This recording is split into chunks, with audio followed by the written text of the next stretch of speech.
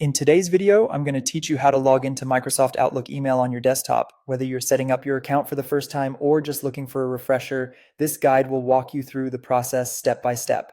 Let's dive right in. First things first, go ahead and open up your Microsoft Outlook desktop application.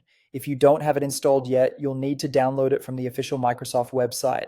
Once it's up and running, you'll be greeted by a prompt to add your email account. This is part of the setup process, and it's necessary to get started with accessing your emails on Outlook. Next, you'll see a new window open up asking you to select the account you'd like to use. This might be a Microsoft account, such as a @outlook.com or @hotmail.com address, or even another email provider if you've set it up for use with Outlook.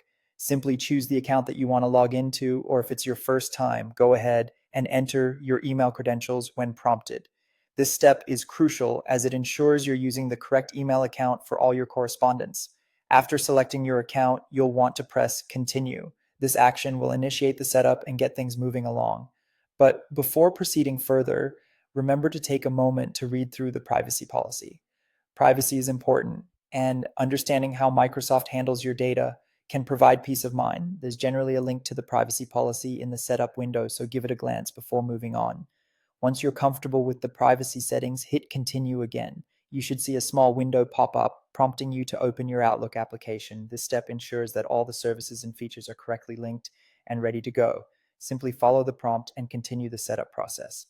Now, within the Outlook app itself, you'll see another Continue button. Clicking this finalizes the setup and logs you into your email account. It's a straightforward path, but each step plays a significant role in ensuring the safe and proper setup of your email. Congratulations, you're now successfully logged into Microsoft Outlook on your desktop.